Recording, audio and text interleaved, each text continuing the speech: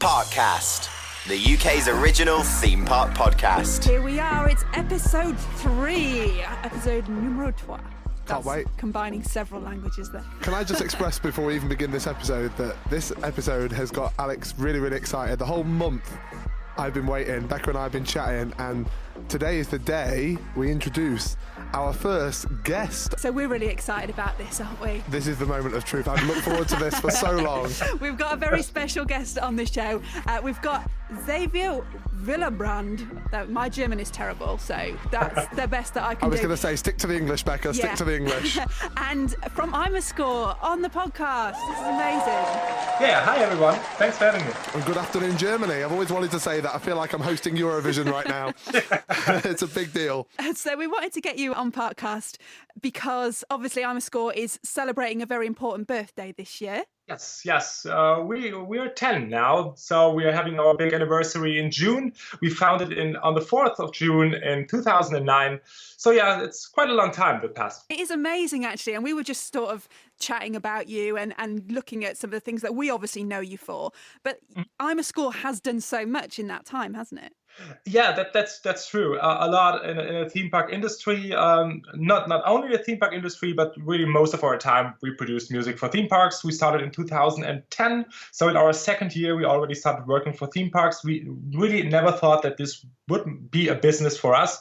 We've been theme park enthusiasts before, and we thought, okay, this is a once in a lifetime chance that we had back then producing the soundtrack for Krake at Heide Park. But suddenly it became a business, and we're now the world market leader, which is crazy because we're fans on one side, and on the other side, we love to produce music, and now we can combine both. Combine the two things. Yeah, right. And it's incredible to see the amazing amount of work that the team have put together in the last 10 years. I mean, just to list for yourself, Xavier, that you are the managing director, founder and project manager at IMAScore.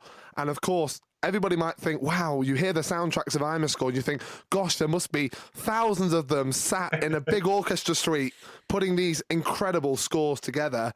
Could you tell us a little bit more about how many of you there actually are across the business? Yes. At the moment, we're 10 team members in total. Wow.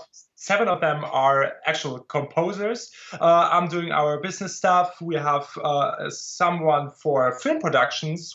He's quite new in our team. We're also offering film productions also for theme parks at the moment, for pre-shows and so on. And then we have an accountant here in our team. So yeah. That's incredible. all. That makes sense. It's a really small team, actually. But look at the magic that they create in just a small amount of team. And just to list some of the things that are under your bracketology and what you've created, I mean, to list things for Thorpe Park like Walking Dead, The Ride, Darren Brown's Ghost Train, and of course the island of Thorpe Park itself has been transformed by the sweet scores of IMAScore.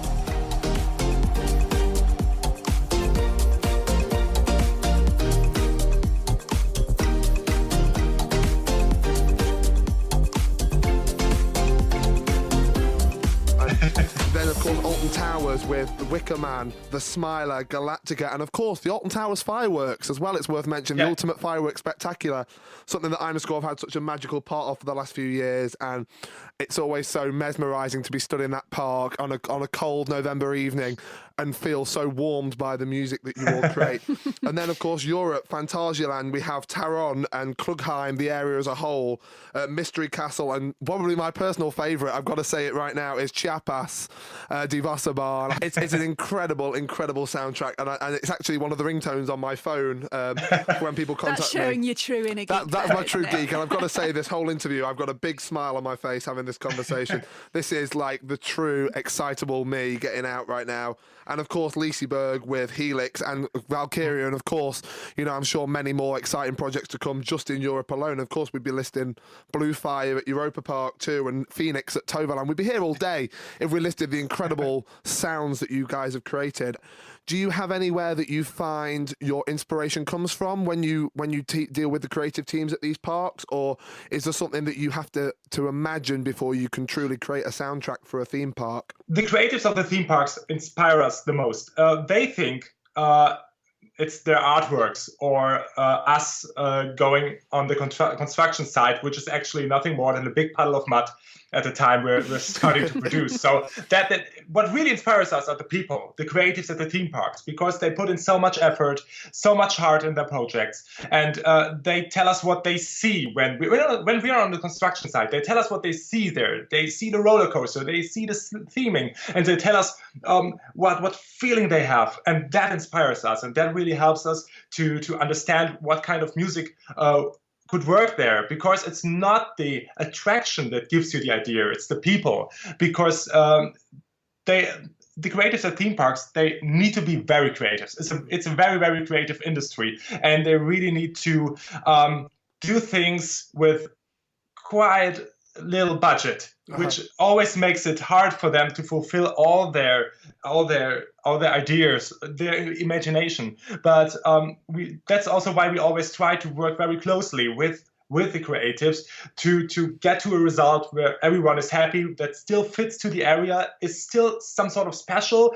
because it comes from the heart of the creatives involved in this project. And that storytelling is so pivotal for themed attractions, walkthroughs, anything that you would experience at a leisure attraction. It makes the difference, though, doesn't it? Where having the music, you could have the most intricately themed. You can have the sights ride and the in smells, world, but without the sounds, yeah. there is no immersion to that. It really fits the package of what makes a truly mesmerizing theme park ride or, again, attraction. And I think that, to say that IMAScore, you guys have very much focused on that power of music and how it inspires people in a journey down a queue line or into a pre-show, of course, on a ride or in an area of a theme park. So you can be into the area of the ride, and as you walk into the queue line, that music follows you, and the sounds you were hearing before travel with you, and as you get closer to the ride, it builds and builds for that big finale, which of course is the ride itself. And Becca and I have heard many of your soundtracks, and of course, yeah. Can I just pick up on one of them in particular, which I've got to ask you about, which is the Smiler theme.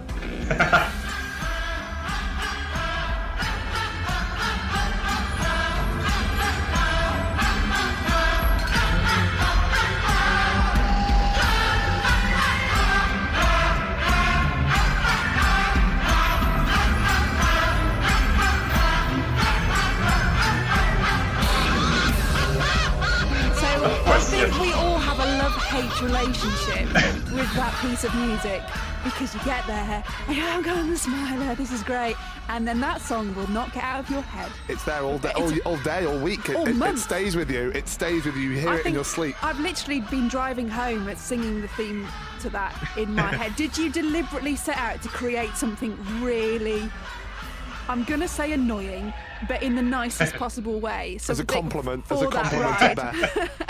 Yeah, what should I say? You're welcome, of course. Thank you. It's actually, we really, our team, our composers, did not want to produce music that is annoying. When we started this project, they told us what to do and which direction it should go. We sent them demos, and they listened to it, and they said, no, it's not annoying enough. It's really not repetitive enough. Keep it going. You said we have 60 minutes of music. What do you want to do if it's just 1 minute repeating 60 times? Wow. But they really needed to talk to us for quite a long time to make us understand that what really, we understood the concept of the ride, but I think we were afraid of annoying the people. But actually, it made sense in the end. It all made sense when you see the whole attraction, the whole theming, the whole idea behind the Smiler. It all makes sense, but that was hard to accept for us as musicians, as creatives, who always try to make something that is.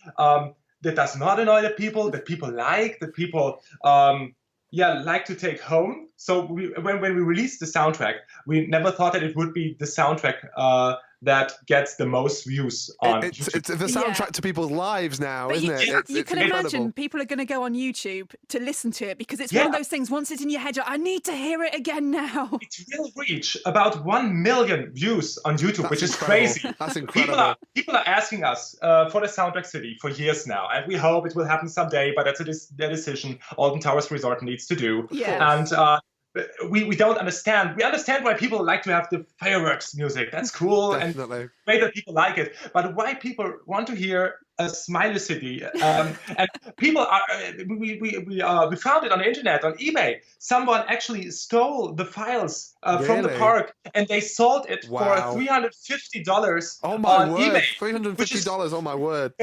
That's crazy. But That's absolutely crazy. is it not inspiring to know, though, that something that you have created it fulfills people? I mean, one of my favourite memories, actually, I have to explain this.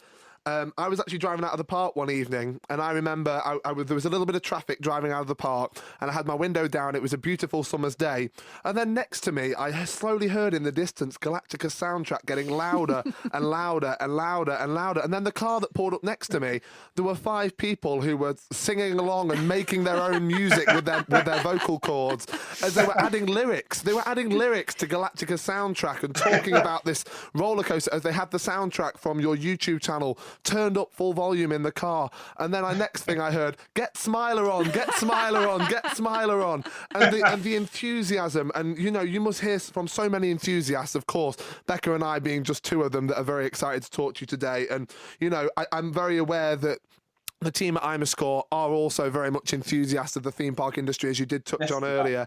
I've got to ask you. This is a little bit out of the box question, but I thought it'd be something I'd really like to know. That is there a type of music, a style of music, maybe orchestral, or quite rock heavy, or again quite, as you kind of mentioned, like repetitive with the Smiler in terms of get stuck inside people's heads? Is there a genre of music that you find personally is your favourite to hear when walking around a theme park, or something that you even enjoy creating yourself? Actually, it's hard to say, because it really depends on the theming and the whole mood around an attraction. For example, at Helix, I love the Helix station because it's so cool to hear this electronic, orchestral, dubstep, whatever-ish music running there. And it's cool. It works really well.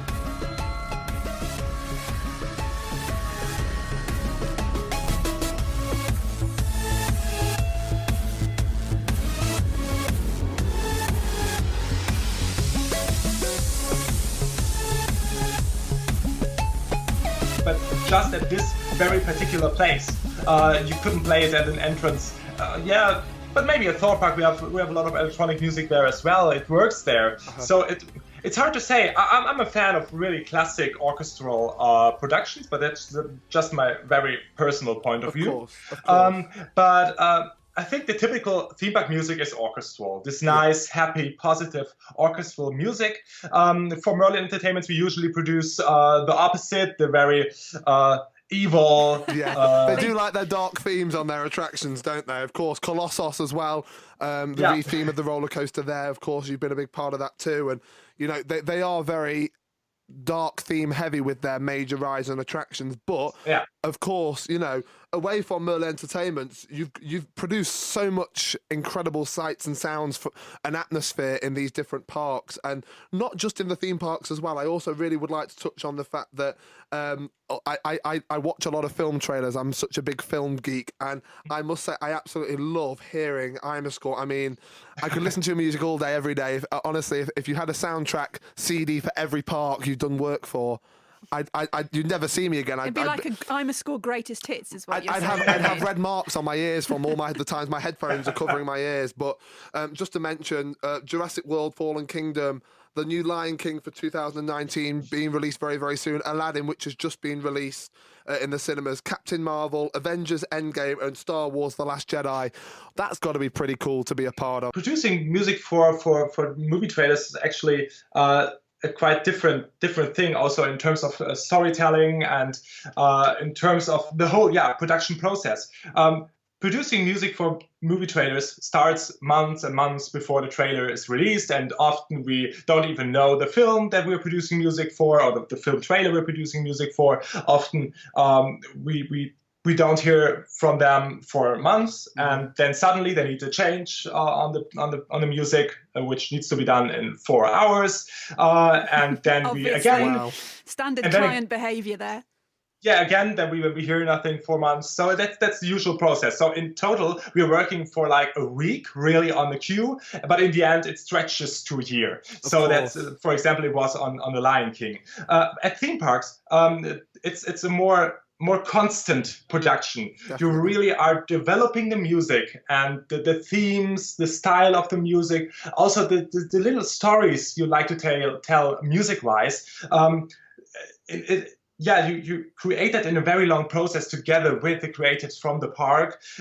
You really have instant feedback by them, because music is usually a thing where the upper management is deciding how it should sound like. That's an interesting thing, because there are many parts of an attraction where the upper management doesn't really think about. But music is a thing for the upper management, and they're deciding. And because it's such a nice personal thing it's such a nice creative thing. It's some sort of piece of art, and they're happy to work with us very closely, and also are helping us with their feedback to create a nice story together with the physical theming on site.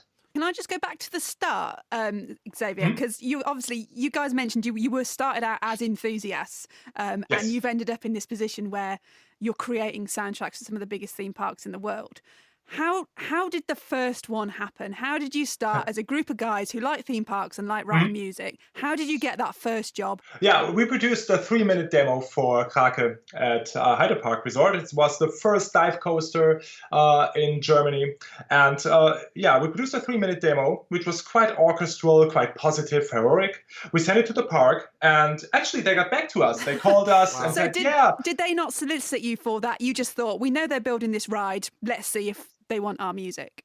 Actually, it was this story ended up not so well, to be honest, because they called us and said they like to work with us, but they like to use the music for their telephone waiting line. Oh no! Oh wow! My goodness! So it was a little letdown at this point, but fortunately, 2 or 3 weeks later, they called us again and told us, we would like to talk with you also about the ride. And it was also our very first big meeting in our company history, and it was the first one then already in English, which made it a bit difficult, because we were quite nervous a bit. We've been about 1 hour early to the park. We drove out from the road to a little forest, and we were hiding there, so none of the employees would see us. That a car from Paderborn, from the town we're based in, is standing close to the park. We were very, very nervous, because it was really a dream come true. And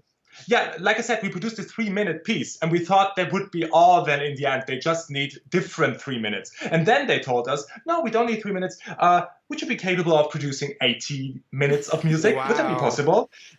We had 2 composers at that time. We were at our very, very beginning. And there was quite a sleepless night thinking about if we can manage this within 3 months. But we said yes in the end, and it was a good decision. You're never going to say no to that opportunity, and the rest are was you? history. No, the rest was never. history. And did your first demo ever make it to the telephone hold music? Yes. Oh, Yes. Wow, yes. there we go. It all worked out well in the end. Yes. Unfortunately, it's gone now. So Oh no, that's a shame. Have they not asked you to do that again?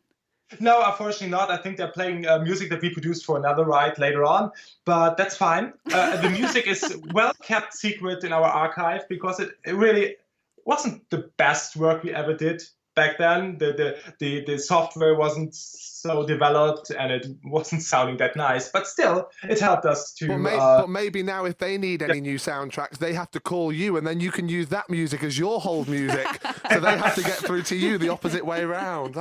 And look at what you've produced since then. Of course, we've listed many different things that IMAScore as a team, and as a very much, it seems like very much a family atmosphere in terms of how you've all come together and you've done this storytelling over the years. And speaking from 2 UK enthusiasts alone, I'm sure many other people who'll be listening to this podcast, incredible and special and wonderful, and there's too many words to describe these beautiful scores, but we really do thank you for everything that you do, and we look forward to hearing the future projects. I'm sure you've got a lot of things on the way very, very soon at IMAScore, and you're probably not going to be able to tell us anything. I completely understand, but I'm guessing that you're quite excited for the future and what it may bring.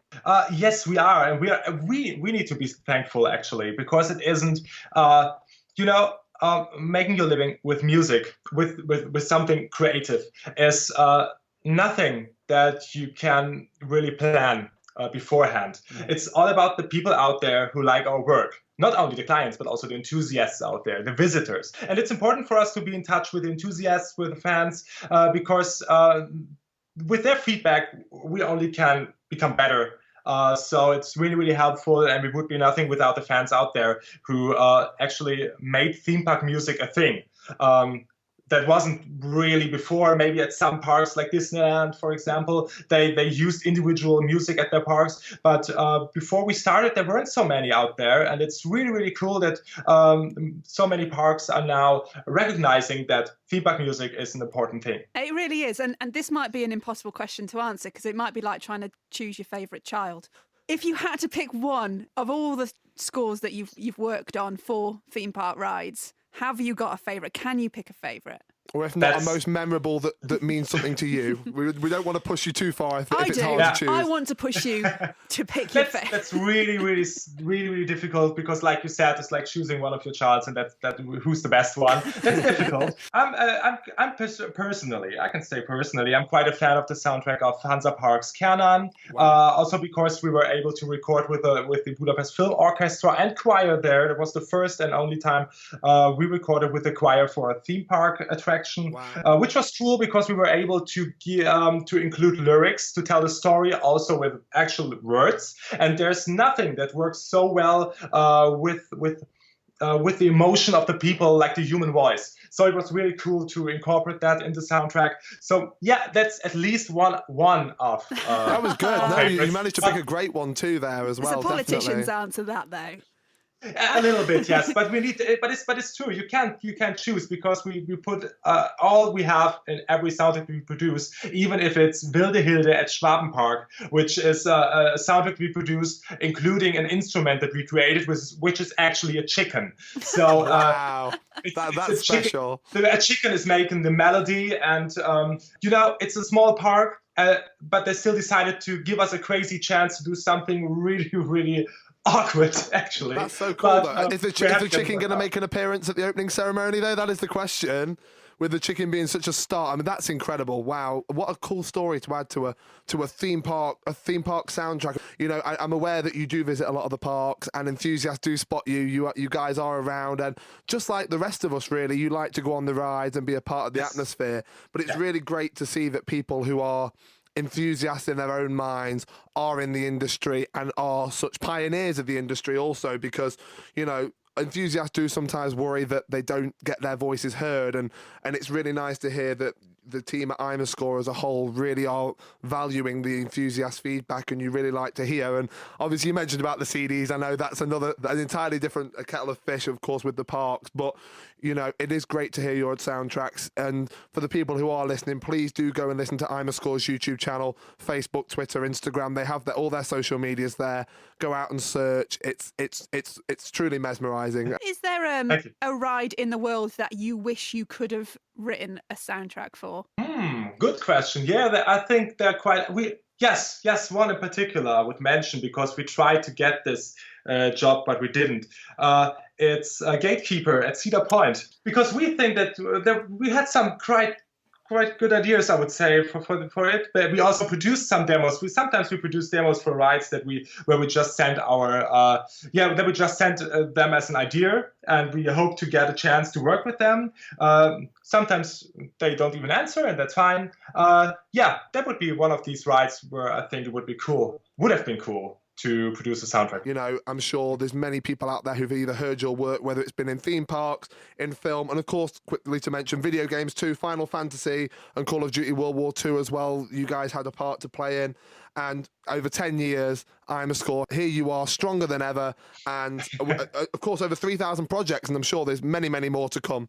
Hopefully, we're really looking forward to the future. And we're not tired of producing music for theme parks. And we're also excited endless, to see what comes. It? There's no end to it. You've got unlimited ideas. We never know what's around the corner in terms of ride development or what's going to come out of the minds of a park next. Mm-hmm. So that's true. It's always going to be a challenge.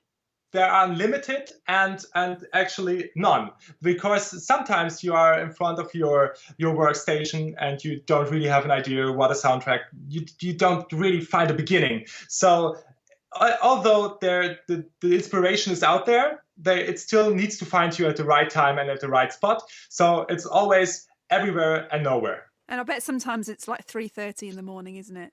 Yeah. I've got it. I don't start telling stories where our composers got inspiration at some sudden moment, but usually it's not at the studio. Well, we'll leave that one there. Xaver, thank you so much for joining us. And, obviously, like we said, a massive happy birthday to IMAScore as well. Happy 10th birthday. I'm sure, you'll be celebrating your 100th birthday at some point in the future. But for this milestone, from all of us at Parkcast, we do wish you the best. Thank you very much. And thanks for having me. Parkcast. Just gotta ride it. So this is Just Gotta Ride It. It's the part of the podcast where we talk about a ride which everyone in the world should go and ride. We've had yours, Alex, which was Shambhala. It was Shambhala. We've had mine, which was the Grand National at Blackpool. Very controversial. Very different coasters there as well. And now, because Xavier's been on the show with us today, it seems only right, Xavier, that we ask you what yours would be, the one in the world that you really want everyone to go and ride. Yeah, I mentioned this right before, but I would say it's Canon at Hansa Park, because especially the surprising element at the lift I don't further talk about is quite worth it. Yeah. Very, very special coaster there. And what makes that coaster so special to you? I guess Hansa Park tried something and that no one else really tried before with the elements that are in there. It's quite a special ride, and I must say, having a 70 or 80 meter high tower, where the lift is in at the park, is already so special that you need to see it in person. And not to give too much away, but is the lift hill the only thing that's inside of that tower? Who will know? Thank you so much for talking to us today. Thank you. You're welcome. Parkcast. The UK's original theme park podcast.